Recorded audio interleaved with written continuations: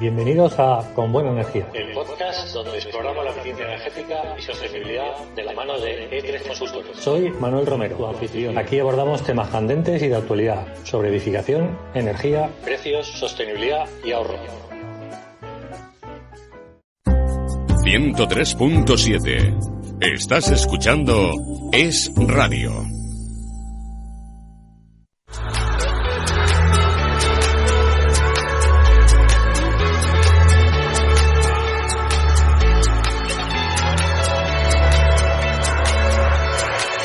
En el momento exacto, bajo la luz perfecta, todo lo que soñamos va a iluminarnos, y en el momento exacto, brilladas en la niebla. Es el momento exacto para poner luz, consejos e información de primer nivel en una de las secciones más queridas y escuchadas de este programa. Además, siempre con muy buena energía, la que tiene nuestro consultor energético y también doctor ingeniero de caminos, canales y puertos, nuestro querido Manuel Romero, que está aquí para traernos las claves. Seguro que él sí que nos las trae, de una noticia que va a estar en los próximos días de aniversario. Y de un aniversario, la verdad, que desafortunado, porque enseguida vamos a hablar de lo que pasó a las 12:33 de un segundo lunes de Mona aquí en la Comunidad Valenciana, y por ende también en toda España, con aquel apagón del que poco sabemos, pero que sí conocemos, que colapsó nuestras vidas y nuestro día. Buenas tardes, Manuel Romero, un placer volver a recibirte. Muy buenas tardes, Cristina, ¿qué tal? Pues sí, efectivamente, vamos a hablar de lo que pasó hace justamente prácticamente un año, de un aniversario, y sobre todo, a ver, parece que ha pasado un año y que, que ya no es noticia, pero es que todos los días siguen saliendo cosas en la prensa, en los medios, y nos vamos enterando de pequeños detalles, sobre todo todos esos audios que los técnicos se estuvieron intercambiando, tanto aquel día como varios días antes. Una noticia de antes de ayer, hablaban de 21 días antes, ya se estaba alertando de esos posibles problemas y de ese cero. Entonces vamos a hablar de eso, pero también de una pregunta que seguro que muchos de nosotros nos hacemos, que es: ¿puede volver a pasar ese gran apagón en España? ¿Podemos encontrarnos con esa situación? De eso es de todo lo que vamos a hablar hoy. Una pregunta que yo creo nos hemos formulado todos y cada uno de nosotros, y máxime cuando seguimos estando en un escenario de información incompleta. Va a cumplirse un año de algo que resultó trágico incluso para muchas familias españolas, que también vieron perder vidas humanas, porque recordemos que ese apagón eléctrico masivo que ocurrió, como decimos, el 28 de abril del año pasado, de 2025, produjo que más de 50 millones de personas se quedaran sin luz. Afectó a España, pero también afectó a Portugal y también a parte del sur de Francia. Y todavía nos seguimos preguntando, ¿pero qué pasó concretamente? Pues nadie nos lo ha explicado, por lo menos fuentes ministeriales ni del Ejecutivo, pero sí que al final empezamos a tener ciertas claves gracias a que las transcripciones de esos mensajes que estás comentando, Manuel Romero, están saliendo a la luz, y eso están poniendo de nuevo en escena informativa y de relieve que una de las hipótesis que se manejaba, que es que se estaban utilizando demasiadas fuentes renovables, es la idea sobre la cual se está teniendo mayor peso de qué ocurrió aquel 28 de abril. Efectivamente, un poco parece que por ahí van los tiros. Lo que todavía no está claro es cuál fue el origen.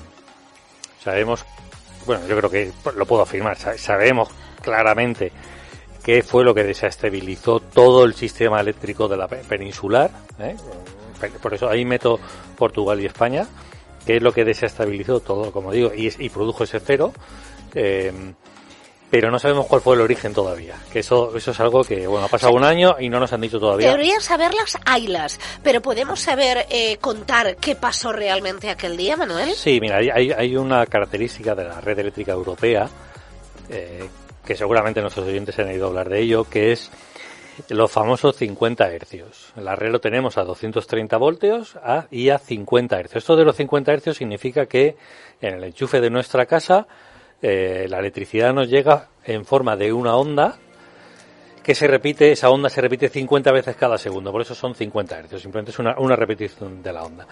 El sistema eléctrico tiene que estar muy bien sincronizado con esa onda, porque si no está sincronizado con esa onda, se desestabiliza, ¿vale? Y esto es clave. Entonces, en la tecnología de producción de energía eléctrica, por agruparlos y no decir muchas cosas técnicas, podemos decir que hay unas centrales que son síncronas, que directamente ellas generan a 50 hercios sin mayor problema, y otras centrales que no son síncronas, no generan directamente a 50 hercios. Las centrales que son síncronas son las estándar, las de toda la vida, en los ciclos combinados, quemar gas, la hidráulica, la nuclear. ¿Por qué generan 50 hercios? Porque lo que hacen es generar vapor y mover una turbina, una rueda, para que se me entienda. Y esa rueda, por el peso que tiene y por cómo está diseñada, ya no genera 50 hercios, pero además por el peso que tiene, permite estabilizar el sistema. Si hay una pequeña desestabilización del sistema porque perdemos los 50 hercios, esa masa que tiene esa rueda va a volver a llevar el sistema a los 50 hercios. ¿Qué pasa con las renovables? Fundamentalmente la eólica y la fotovoltaica, que no generan ellas por sí solas 50 hercios.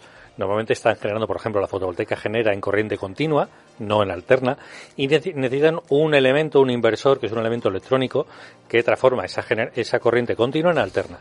Ese inversor no es como la rueda, que yo estaba comentando antes, no es como esa turbina. Lo que hace ese inversor es, mira cómo está la frecuencia de la red y genera una onda como está ahí la onda de la red. Entonces, que está a 50 hercios perfectos, ese inversor lo genera a 50 hercios perfecto. Pero si la onda que tenemos en la red, por algún motivo, que eso es lo que yo decía antes, que no sabemos el motivo todavía, no está estable, ese inversor copia la onda de la red y la copia de forma inestable. O sea que sí que podemos decir que aquí hubo un desajuste y hubo problemas de control de tensión. De control de tensión y de esa frecuencia que se salió de los 50 hercios. Y toda la fotovoltaica y la eólica copió la frecuencia de la red y se salió y aumentó el problema. Claro, pero no, y perdimos la estabilidad. Pero no por las renovables. Las renovables no son malas y no tuvieron la culpa, sino simplemente porque había algún problema en la red que fue la que originó. Ese problema originario es el que desconocemos todavía y no nos han dicho. Hay otra cuestión aquí también importante. Las centrales se desconectan por seguridad. Ellas solas, de forma automática, se desconectan por seguridad de la red. ¿Por qué? Porque si tienen un problema de estabilidad de la red, puede afectar a los propios equipos y lo voy a decir a lo bruto, destruirlos o destrozarlos, hacer algún problema técnico. Entonces, por ese motivo, muchas centrales automáticamente miran cómo está la red y si la red no está estable, ¡pum!, se desconectan automáticamente de la red. Pero entonces por eso sí que fue podemos en cascada. decir que hubo un fallo técnico, Manuel, por lo que me estás diciendo. O sea, un fallo técnico sí que se produjo y provocaría esa subida de tensión e hizo que muchas centrales se desconectaran. Hubo un fallo origen, que es el que desconocemos, que no nos ha dicho todavía. Eso generó una inestabilidad de la red, se salió de los 50 hercios. Las fotovoltaicas, que había mucha generación de energías renovables en ese momento, copiaron esa onda inestable, amplificaron el problema. Y las centrales estándar, las pocas centrales estándar que estaban en ese momento generando, por seguridad se fueron desconectando en cascada. Y por eso el apagón fue general en toda la península ibérica. Y por eso colapsamos. Sí. En toda España nos quedamos sin electricidad y a oscuras. En la península. En Baleares, Ceuta, Melilla, Canarias, no, porque ellos tienen otro sistema en la península. Claro, si esto pasó, puede volver a pasar. A ver, Manuel, Máxime, vamos a estar de aniversario, de desafortunado aniversario, pero es que seguimos en negro con esa duda de cuál fue realmente el origen de por qué pasó esto. Es que, de verdad, esto es una cuestión imperiosa que debemos conocer la población. O sea, fue realmente un tema que creo que ha pasado desapercibido en cuanto a a las potenciales dudas que tenemos todos los ciudadanos hoy en día de si esto nos puede volver a pasar. De ahí a que hayamos hecho todos acopio en casa de cosas que ya aprendimos de cómo vivir en un día de apagón, que no recuperamos la electricidad, recordamos, hasta la madrugada del día 29 de abril. Sí. En muchas poblaciones y zonas diseminadas, incluso bien entrados la madrugada. Hemos vuelto a escuchar la radio estándar, la FM estándar de toda la vida. Todos tenemos más pilas en el armario que nunca, todos tenemos linterna, todos tenemos radios FM. Que gracias a ella comprendimos lo que pasamos, porque estábamos en una risa tonta que no nos entendíamos ni nosotros. Correcto. Aquí la cuestión es, nos falta que nos expliquen el origen, si es que nos lo quieren explicar algún día. ¿Pero tú crees que nos lo van a explicar? No ¿Y quién sé. sería la competencia que nos lo tuviera que explicar? ¿Tú crees que lo saben pero no lo explican? A ver... ¿O no lo tienen del todo claro? Pero si lo tienes tú claro, se lo has explicado fenomenal. A ver, la competencia yo creo que es del el gestor del sistema. Vamos a ver, hay una cosa que son las centrales, las que están generando la electricidad. Hay otro ente que es el que transporta esa electricidad a los puntos de consumo, a nuestras casas, a la industria, ¿vale? Y después tenemos los puntos de consumo. Esa entidad que es la que mueve la energía, más que mover, lo que hace es, por sus redes de transporte, casa. Me están pidiendo tanto, genérame tanto. Eso se hace de forma instantánea, ¿vale? Esa entidad solo hay una en España y es a la antigua red eléctrica española y es Redeia en este momento. Esa entidad es la que decide cuántas centrales se pueden parar en cualquier momento, cuáles pueden entrar en funcionamiento, autoriza si una nuclear puede entrar o no, puede parar o no, si el gas puede entrar o no, si puede entrar más fotos. Esas son sus competencias y muchas de ellas las hace de forma instantánea. Lo que estamos viendo ahora en la prensa y en los medios de comunicación son el intercambio de mensajes entre Redeia y los gestores de las centrales, que están diciendo, oye, que hay mucha estabilidad aquí, que vamos a ir, que esto como no le demos salida al tema, no solucionemos esto, vamos a un cero, que esto que ya sale al cero energético, al apagón total. Entonces, yo creo que ahí hubo un fallo, esto es mi opinión personal, no tengo datos lógicamente, pero yo creo que por lo que puedo intuir hubo algún tipo de problema en el gestor, en Redeia. Pero ya estaban advirtiendo antes, lo estábamos contando por esas secciones de mensajes, que algo estaba ocurriendo y que se temían que podía haber un problema, pero no advirtieron de la gravedad del asunto. Sí, pero yo creo y al final pagamos los de siempre, el pueblo. Yo creo que esto es una opinión personal, no tengo datos como siempre, pero lo que yo intuyo es que no fue tanto una decisión técnica de vamos a meter más renovables, que se me entienda bien, las renovables no son el origen del problema. Las renovables, y el tener tanta renovable que genera de forma, como he explicado antes, copia lo que hay en la red. Claro, si tú tienes mucha generación de esa y tienes un problema en la red, tienes una inestabilidad en la red, te van a copiar ese problema. Lo que tú tienes que tener es un sistema que tenga un porcentaje alto de producción estable. Un complementario. Una energía base. ¿Qué pasó? Algo de energía nuclear. De nuclear o de gas o hidráulica, las de toda la vida. ¿Qué pasó? ¿Qué pasó aquel día y las semanas anteriores? Que se nos estaba llevando a un punto donde el porcentaje de generación no síncrona, que no es estable, ese tipo de generación era demasiado elevado. Nos estaban llevando a eso. Tuvimos unos porcentajes de 75-80%. Pero dejarían de verlo. Claro, pero es que es lo que estoy diciendo, que yo creo que no fue una decisión técnica vamos a hacer esta prueba. Aquí yo creo que hubo más, no sé. A ver si también hubo falta de profesionalidad en los técnicos y en los empleados, como estamos viendo después de los informes de la Guardia Civil con toda la investigación del asunto de los trenes de Adamuz. O vamos a ponernos una medalla, porque en España somos muy buenos, y vamos a ponernos una medalla y vamos a vamos a decir que un día España ha podido generar el 100% de la producción solo de origen renovable. Manuel Romero no lo quiere decir, pero esto... Y esto que estoy diciendo, esa decisión no la toma un técnico. ¿Es política? Sí, totalmente política. Recordemos. Claro, ¿y de quién depende Red Eléctrica? ¿De quién depende? A ver, Redeia, Red Eléctrica, es una empresa privada, pero creo que recordar que el 51% pertenece al Estado, con lo cual la mayoría es público. 51. La mayoría es público. Y la presidenta de Redilla es Beatriz Corredor, que fue exministra de Vivienda con Zapatero. Es un cargo político. ¿Y cuántas respuestas y comparecencias nos ha dado la señora Beatriz Corredor? La semana pasada, las últimas. ¿Y qué dijo? Porque para decir lo que dijo, nada. Coincidió con la publicación de esos audios y... Tuvo que explicarse, a ver, que no explicó claro. de motu propio. Entonces, ¿pero realmente aportó algo, Beatriz Corredor? ¿A dar claves sobre el origen? Claro, porque estamos contando que a día de hoy que vamos a cumplir un año del aniversario del apagón, seguimos sin saber cuál fue el origen. Claro, entonces yo creo que lo que se nos... aquellas fechas, no solamente ese día, sino prácticamente todo el mes antes de aquel día, se nos estaba llevando a un sistema eléctrico que, pues, el gran porcentaje de generación tuviera ese origen fotovoltaico y eólico, con el problema que he comentado de los 50 hercios y bueno, pues que no tienen esa inercia, ¿no?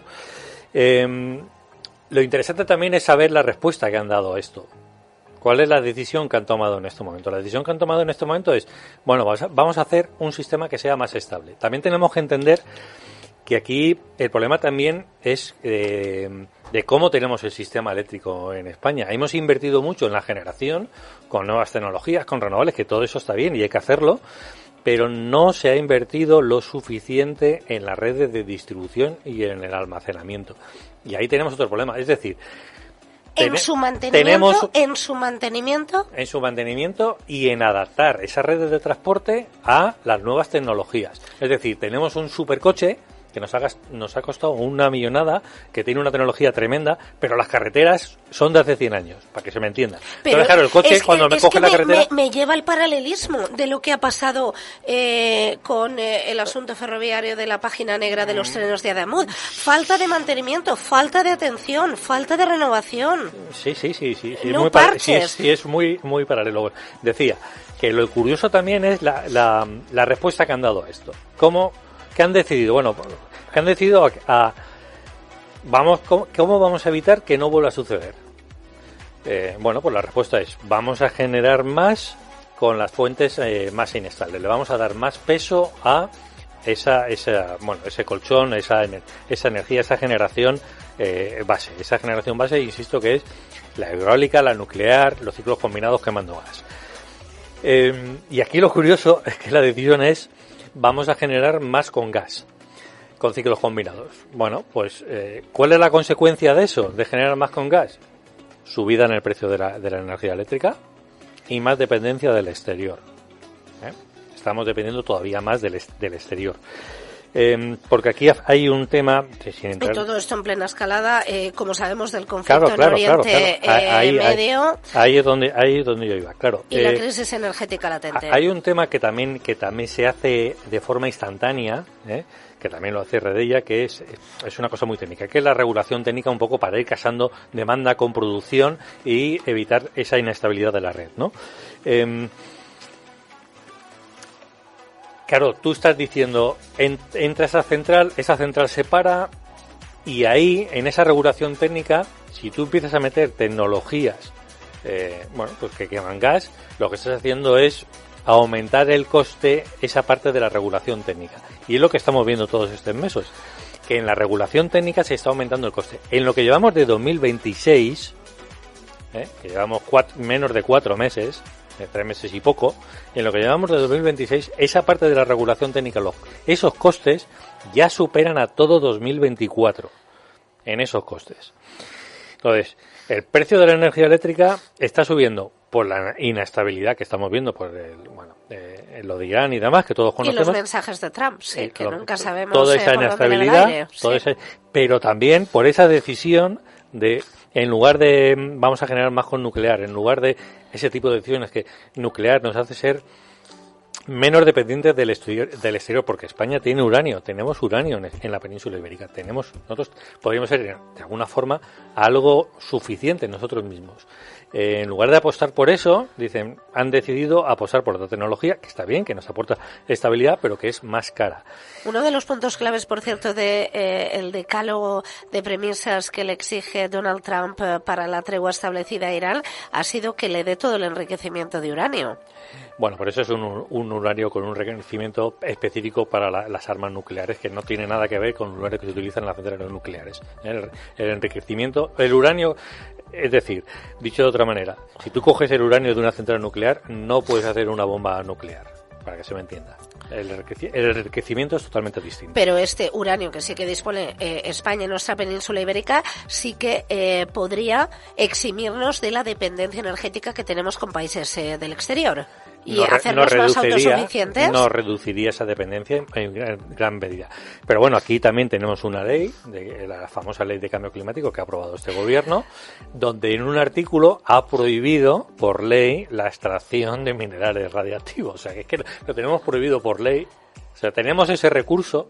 Recursos que nos pueden ser válidos van a quedar prohibidos. No, van a quedar están ya prohibidos, porque la ley está aprobada. Por ley. Están ¿Todo esto también depende del asunto de la Agenda 2030? Bueno, puede estar relacionado. Y de las políticas estas verdes medioambientales, que algunas serían objeto de debate y de volver a reflexionar, e incluso algunas de poder retrocederlas, ¿no?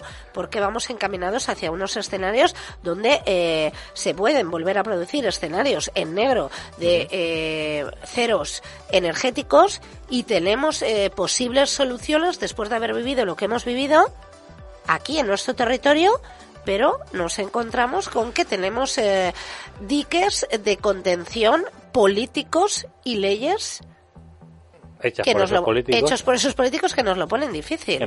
Y todo esto sin recibir respuesta alguna todavía de qué ha ocurrido. Lo suyo sería que hicieran una comparecencia de prensa ahora de cara al aniversario y explicar un poco, hacer una rueda de prensa explicando paso por lo que tú estás, un Manuel Romero, pero en el gobierno. Pero claro, eso no puede ser. Claro, estás hablando de la lógica de un ciudadano, pero bueno, en la lógica política supongo que les marcan otras agendas y otras cosas, no sé. Bueno, pues Manuel, si extraemos conclusiones ahora que vamos a cumplir un año, y si el ciudadano se vuelve a replantear la misma cuestión de si esto podría volver a ocurrir, ¿tú qué le dirías? Haciendo un resumen un poco y balance de todo lo que también has expuesto. Pues hombre, respuesta rápida, yo creo que sí que se puede volver a ocurrir. No quiero aquí ser alarmista, no tenemos que serlo. Se ha tomado una medida para evitar ese problema, que es acertada. Lo que pasa es que esa medida conlleva a un incremento en el precio de la electricidad. Podrían haber tomado esa misma medida, pero utilizando otra fuente de energía, la nuclear, por ejemplo, y no supondría un incremento en el coste de la energía eléctrica. Pero bueno, han tomado esa decisión. Ese apagón no fue una casualidad, esto también tenemos que tenerlo en cuenta. Fue una situación porque teníamos durante todo aquel mes un sistema vulnerable, inestable. Yo creo que también hay que recordar que el problema no fueron las renovables. Parece que estamos atacando las renovables y no es así. Aquí ha habido mucha inversión, como he dicho antes, mucha inversión en la generación, en tener tecnologías puntas, pero... No las renovables, pero sí la mala compensación entre unas y otras. Exactamente. No hemos adaptado nuestra red, no hemos puesto sistemas de almacenamiento, hay falta de planificación, o sea, nos falta esa inversión en toda la red que trae otras consecuencias. Es que hay muchas líneas que están ya saturadas, están ya al 80% de sus puntos de conexión que permiten, líneas de transporte de energía eléctrica, estoy hablando, y eso impide que se puedan instalar nuevos puntos de consumo. Por ejemplo, una fábrica que quiera conectarse a una red, a lo mejor le dicen que no puede, hace toda la obra y después le dicen no te puedo dar suministro porque esta línea está saturada. O ya no solo una fábrica, sino un bloque de viviendas, por ejemplo, que quiere hacer viviendas y no puede hacerlas por este motivo. O sea, tenemos un problema también, otro problema en las infraestructuras, que son las redes de transporte. Pues como estamos escuchando, el apagón no solamente apagó luces, también encendió preguntas sobre la gestión energética en España. Y hoy recordamos, a punto de cumplirse ese primer año del cero energético, que cuando se apagó la luz en España también se detuvo el ritmo frenético de todo un país. Y fijaos, a veces nos ha hecho falta un apagón para recordar lo dependientes que somos de la electricidad. Manuel Romero, yo también me he vuelto dependiente, la audiencia también, de ti y de verdad de las grandes exposiciones que haces siempre, auspiciado por tu profesionalidad y por el conocimiento de los térmicos, de los términos que aquí intentamos, poner claves y consejos y aportar un poquito de luz entre toda la oscuridad de las dudas que siguen llegando. Sí, exactamente. Para eso estamos, ¿no? Un poco para aclarar. A veces me tengo que meter en temas muy técnicos, pero bueno, es que son necesarios. Pero sí, para como digo, para eso estamos, para intentar aclarar, sacar luz y dar consejos, y que también es interesante, que ya lo veremos en los siguientes programas, para que podamos ahorrar energía. Ahora ya de cara al verano, hablaremos de esos temas en los próximos programas. Efectivamente, más programas, más con buena energía y más jueves donde aprendemos y también reflexionamos. Muchísimas gracias, Manuel Romero, consultor energético de primera. Te volveremos a esperar dentro de 2 jueves. De 2 jueves, sí. Te querríamos todos, pero es que claro, es consultor energético y tiene que hacer también sus menesteres. A ver, pero nunca te vayas de estos micrófonos. La audiencia, los autónomos tenemos que trabajar. Sí, ¿verdad? No puedes ni parar ni ponerte enfermo. Bueno, este también es un debate que sigue también sin respuestas en España. La lucha voraz de los autónomos. 601-433-324. Gracias a todos ustedes y nosotros continuamos y además con un tema que ciertamente va a tener una extensión de lo que estamos hablando, porque tenemos esa tregua de 15 días que ha dado Estados Unidos a Irán y que pues está disparando las bolsas y a la vez hundiendo el petróleo. Todas las claves con Sergio Serrano en el Pupitre Económico. Exacto, brilladas en la niebla y me agarré a tu mano, iluminados, iluminados.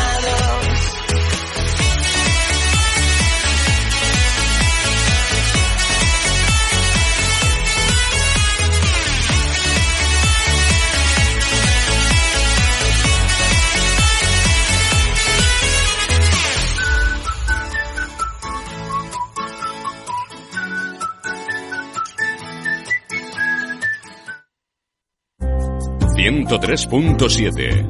Estás escuchando Es Radio.